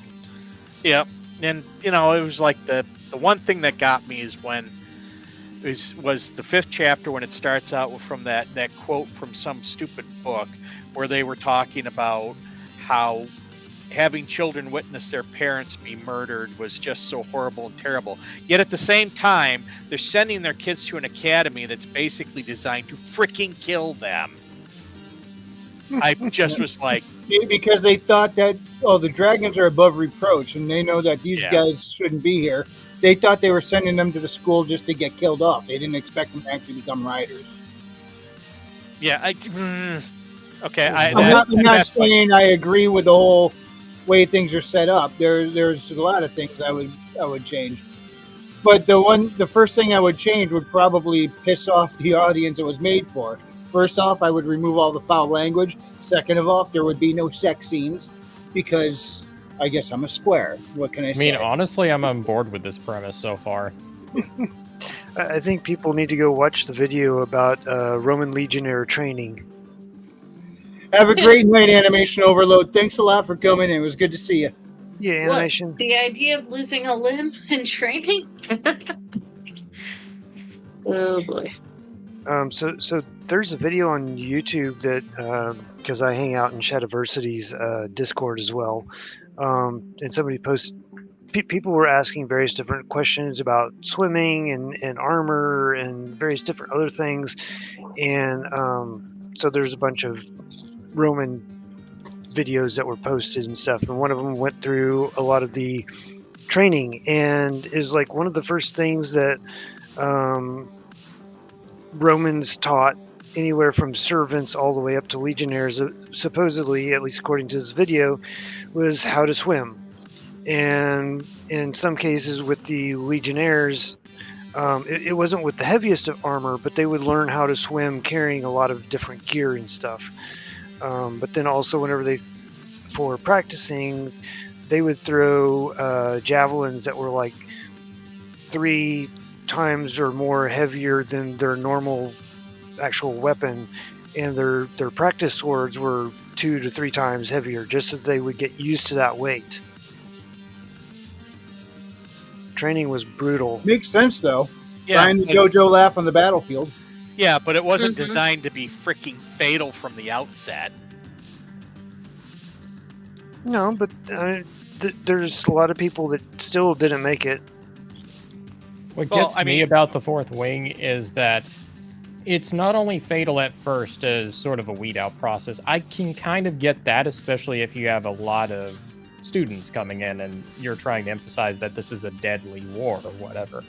The thing is, like, it doesn't matter how far in they are, the entire school, the entire way through, is designed to kill them. Exactly. It isn't designed Yeah. to be. It isn't designed to be tough, and then people die as a consequence. It's designed to kill them outright for whatever. It's just. Well, remember, what's the name of the god that they all worship there? Malik. Sounds very close to Molech. Their Yeah. government is run by a death cult. So, and I just. Yeah, that's not exactly. These are not the heroes that I want to read about. I think That's part of what's the missing problem with today. their premise is Inspirational. Go ahead. that they don't understand certain things, and that's why I was thinking maybe if certain people watch certain types of video about training and stuff, maybe they might have a better understanding of things. But the book was already written, so Well, no, her husband.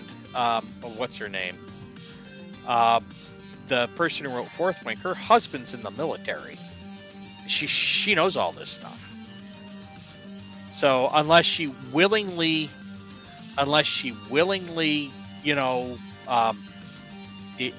ignored it or was trying to do a commentary on it and did it badly, but you don't. that might be true. But you don't make your hero. You don't build a hero in that essentially glorifies that. Here's a question that makes no sense to me. Since this is a war that's been going on for several centuries at this point, it's been killing millions of people, and you're basically putting a whole bunch of teenagers into a school situation where they are all but encouraged to bang each other the entire time. Why are they given birth control? you would think that having more birds would actually be to your advantage. Yeah. Yeah. Oh, there are a lot of logic flaws in there, no doubt. There are Yeah. some plot holes that sometimes you just gotta step around that plot hole. It, it sounds like they're maybe they're trying to push an agenda and they're leaping from one plot hole to another to prop up the whole. I don't know. I see it more as a flimsy excuse for wish fulfillment. It Pretty is. much. But the thing is let's say if they, because I know that there was a reason why the girl was sent to be a dragon rider. But the problem is, in order for you to do that and to do it effectively, if you're going to like reveal something near the very end, and you're starting with an impossible premise, you need to drop hints that there's something more going on with this, I guess, strategy or this story than what's being presented, and none of that is presented. So Yeah, you get all that info in the second book, which I understand why a lot of people didn't get that far. well, it's probably And, because it could have been set up a lot better. it's probably because she had to fix all the holes of the first book. Yeah, I'll give her this. She was trying. She was trying to tie those loose ends together to make it work.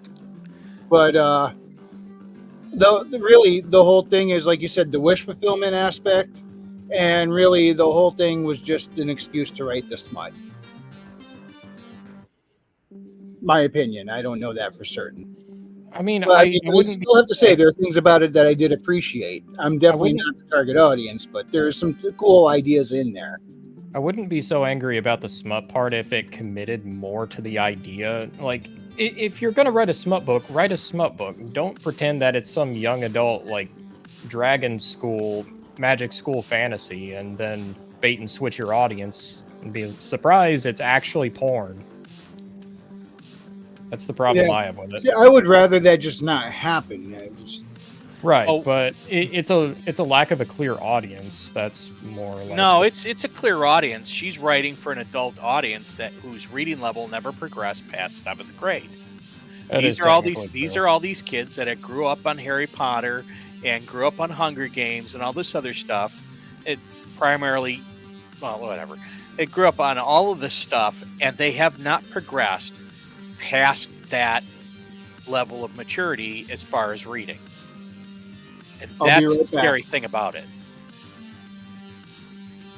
I'll be back. Heyo, friends. I came in super late, but I just wanted to show up to say what is happening, world, coming at you from World Without End, where we're getting a lot of writing done for Glimmerleaf Chapter 2. Now that I got my shill in, how is everybody? Hello, hello. Well, Good deal. Hey, Hey, James, how's it going? I'm doing well. Just got rid of some company. They were fine. We had pizza, and now we're here. Do you notice anything different about our friend Otter over here? Squeak, squeak. Oh, look at that. He's got a one of those VTuber things. Very rudimentary one, but it works. It's got Yeah, its I'm charm. technically a ping tuber. I also have a derpy face if you want to see it. Sure, why not? Let's see. See what this seems. Okay. That's good. Yeah, it looks gets the derpy. job done. Derp. Not bad. Utterly Anyway. fantastic. Fu is mentioning, did you all hear that we cracked gravity modification? Kind of a big deal to be able to reduce the mass of an object. The deep state finally let us know about it. DARPA told the guy 2 years ago when he brought it to them, no theory only, no experiments until last week they gave him the green light. Gotta ask, what changed and why now? Now, Fu, I haven't heard any of this. Oh, and Guilty saying hello to James. Yeah, Hi there, no, friend. I haven't heard anything about that. This is first I'm hearing. yeah, I heard- have heard. Go ahead, ahead. Herman. No, you go ahead. Okay, mine was much more dumber, but I was going to say I heard something similar to this involving a very elaborate conspiracy I did a video on once.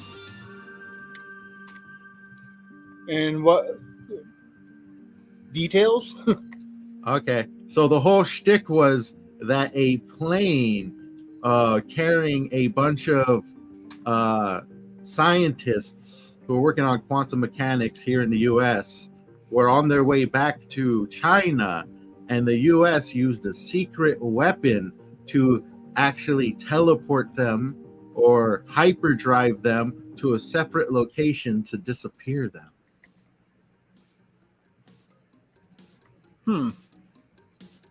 Like I said, conspiracy. On to you, Herman. No, I'm pretty sure that. No, I think that I don't know. I just heard that something like that was done. Ooh, okay. Confirmation then. We've opened portals to Half-Life hell, 3. and it's suddenly magically allowed for anti-gravity. Suddenly, all my playing Diablo and Path of Exile is relevant. Yeah. What, you mean portal summoning can actually be done in the real world? I am a master. I cannot find it, Foo. I'll be You right sent back. that to me?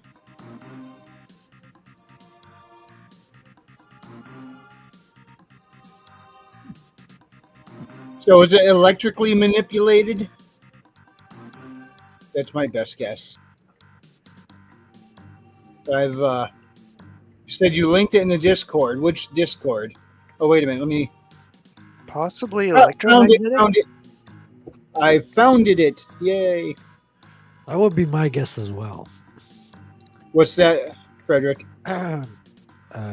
What you said there, Raven, electromagnetic. Yeah, I do think.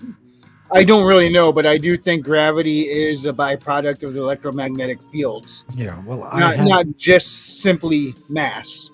I have read a lot extensively on Magneto, and those are the powers he uses, so it would totally make sense. I suppose if you put two and two together, I can see how you can come to that conclusion. I probably couldn't follow you there, but I could see how you could come to that conclusion. Well, I like electric universe theory. Does it have its problems too? Absolutely, but it's a lot easier to wrap my head around. And the fact that they don't include time dilation, that gave me something I could work with without having a headache when doing my fictional world. So, Right, yes. okay, for the link you sent me, I just dropped in the chat, so anybody can click on that. Let's see. We get that screen share going on.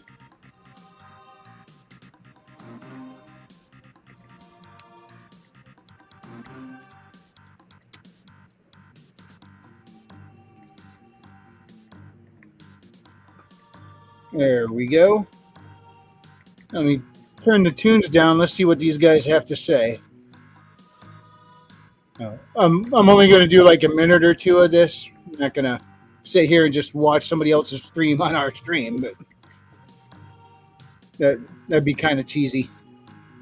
It's not easy being easy. Plus, this is almost like 6 hours. Yeah, but he's got it at a certain point here. Hold on. Yeah. All right, the guy in question is at the beginning, not this guy. Don't start here. Oh, okay. I thought you had it at a point where go to the start. All right. Oh, yeah, that is a long convo. Welcome to APEC. It's August 31st, 2024, and I am your moderator, Tim Ventura. I want to thank everybody for joining us on today's call, along with everybody watching us on YouTube. We have a really exciting series of presentations today. We're starting out with a big one by Dr. John Brandenburg, who's going to be discussing gravity modification experiments based on the GEM theory. And after that, we're going to be talking to Jose. Without further ado, welcome to the age of laboratory gravity gravity modification. I'm going to present experiments that you guys can perform in your garages or laboratories yourself. You can see for yourself. And like I said, 2 weeks ago, I was waved ahead to start presenting all of this stuff and publishing it. So without further ado, laboratory demonstration of gravity modification by EM fields through GEM gravity unification theory.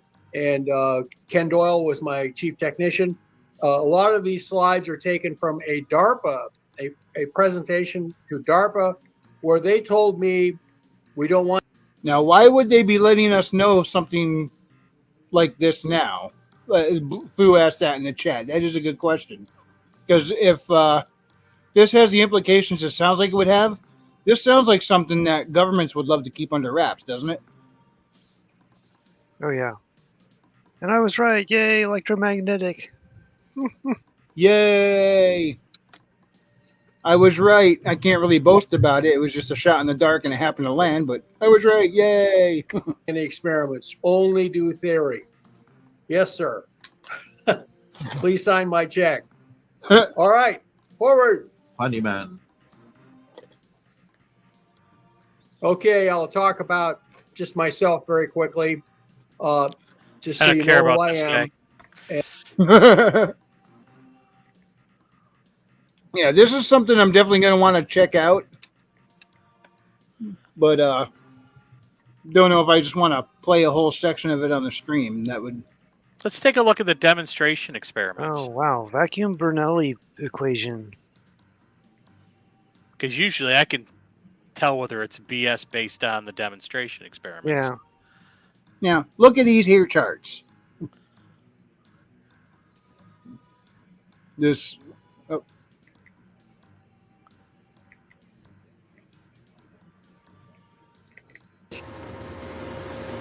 Watch this thing. Watch the coil. Turn on the power, it rises instantly. Power. Up to 12 volts. Turn it off. It drops. Repeat. Repeat the video. Go back a little bit. I want to see what A coil there with two thin wires. And it's all in an enclosure. Now, we're going to hit it with, we're going to show you the video. Let's see if this works. this smells. How about that? This smells. Sorry, I'm muted. John, why don't I do this? I'm going to take down the talk and just put up the videos I sent you? Yeah. Or just link directly to the videos? Yeah, I'm sorry. This is just not. No, that's okay. That's okay. We'll like to do doesn't work the first time we do it. Okay, yeah, put up the video. Okay. Okay. And so I mean, you can screen nail to anti-gravity, but GM it's test hard to 2. nail video presentations. Yep, there we go. Okay, here's the voltage. Watch this thing. Watch the coil. Turn on the power, You'd it be rises surprised. instantly. It's a rocket Up to science 12 volts, video presentation. turn it off. It drops. Repeat. Repeat the video. Repeat the line. And so okay, so Hear they the got roar. so they got a balloon full of helium, and they are so the thing's already buoyant, and they're charging a coil, correct? And that coil is releasing releasing basically electromagnetic waves. And most likely the balloon is got a static charge to it. So it will lift.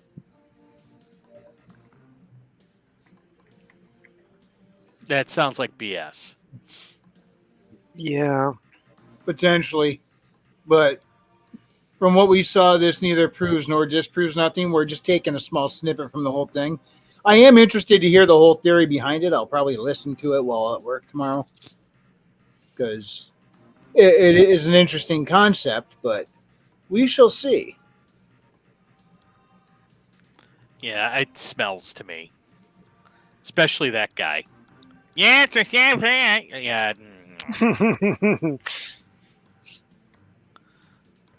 I'm wondering if it's another sidetrack to get us off or derail this year, considering everything else that's going on.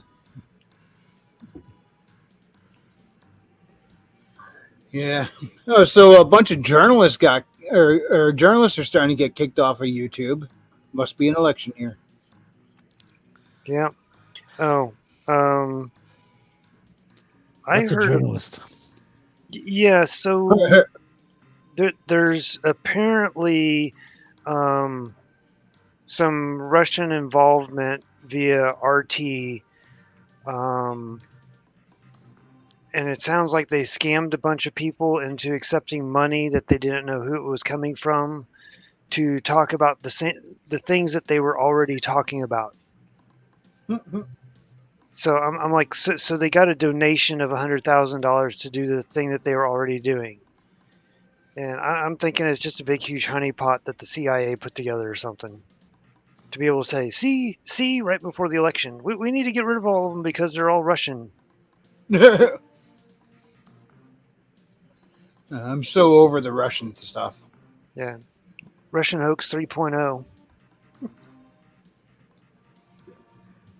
Well, they're already doing it. I definitely want to sit and listen tomorrow while I'm driving. I definitely want to listen to the theory behind it. I do find it hilarious that Putin has backed Kamala Harris. Maji, you're taking off?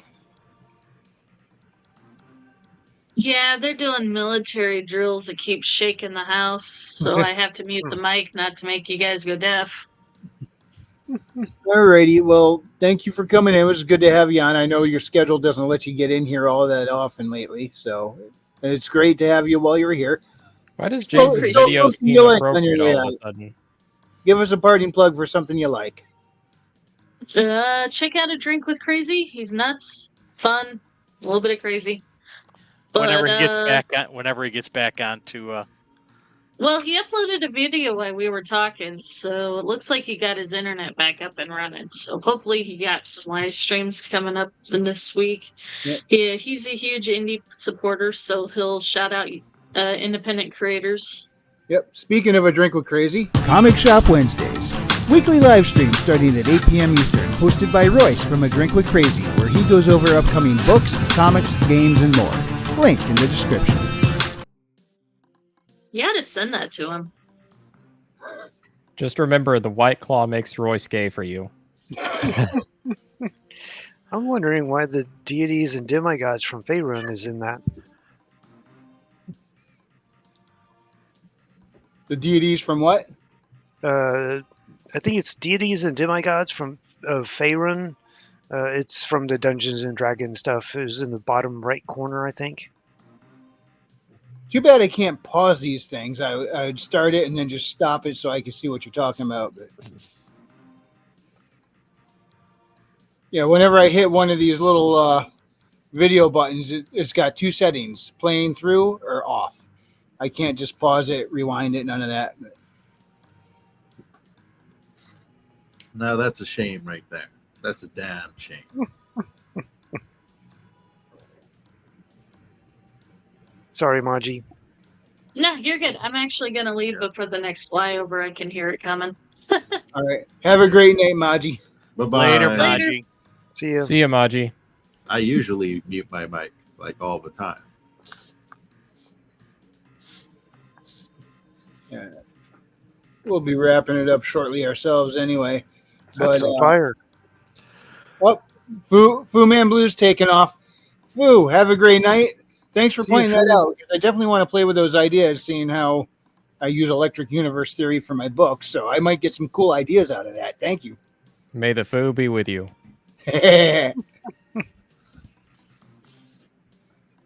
Well, I'm about done with my page. It's complete. Oh, let's check that out. Oh, very nice.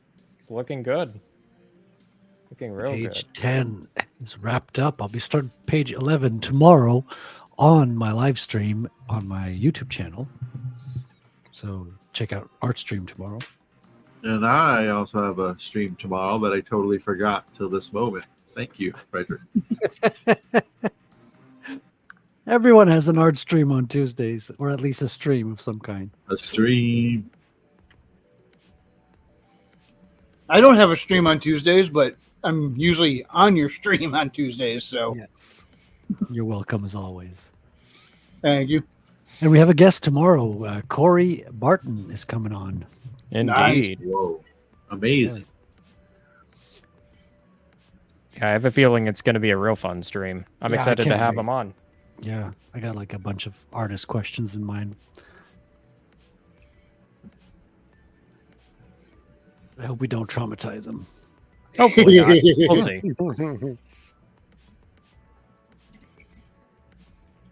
You trauma hound. I hear these artists are quite the wild kind. I'm sure you'll be fun. Yeah. Artists are nice and stable, right? No.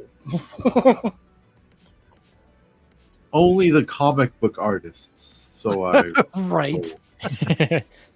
I'm glad this we can work in a medium that's drama free, you know. Yeah.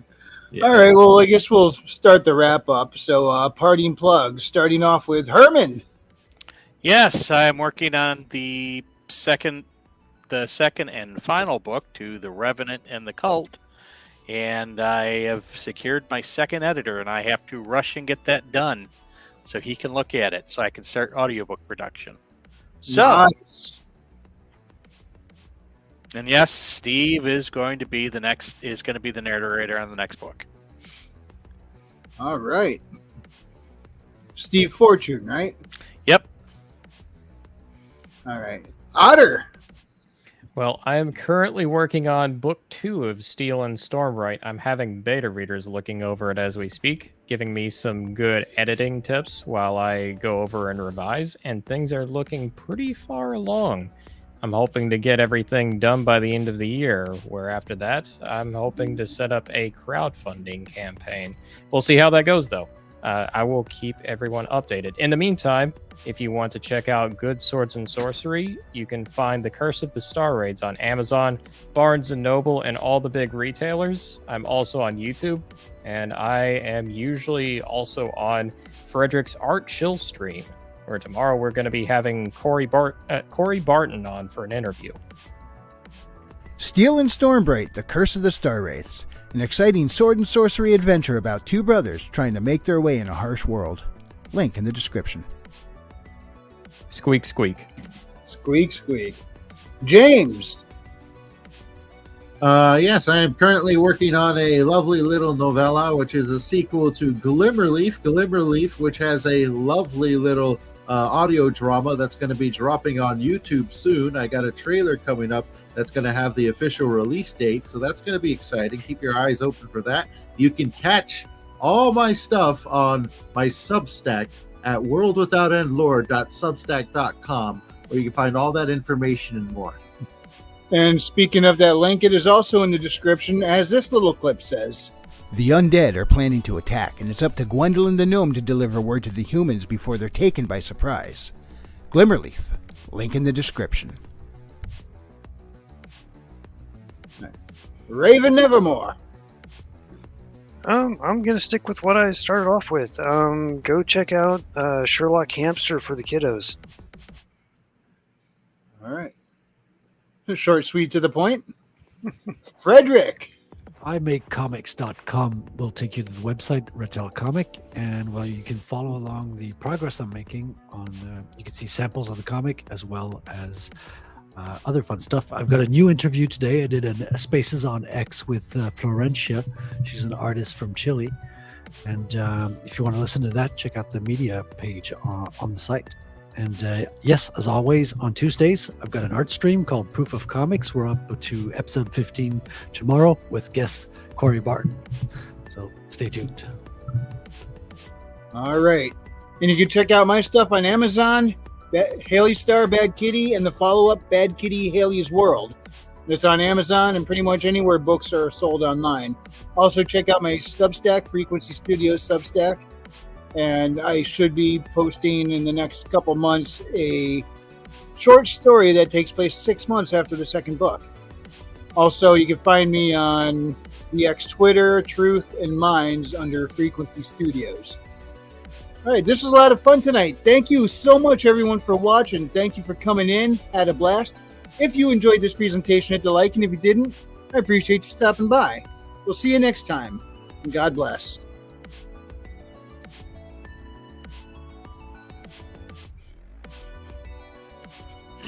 And I got some jalapeno poppers to kill right after I sign off here. I may have already started on them. Just a few. I just finished off with some lovely Hawaiian pizza, everyone's favorite Hawaiian pizza. Now you're starting an argument. Pineapple guilty. on pizza or no? That's a discussion worth having, isn't it? Yeah. Entire show in and of itself. Good night, everybody. Good night. Good night. Au revoir.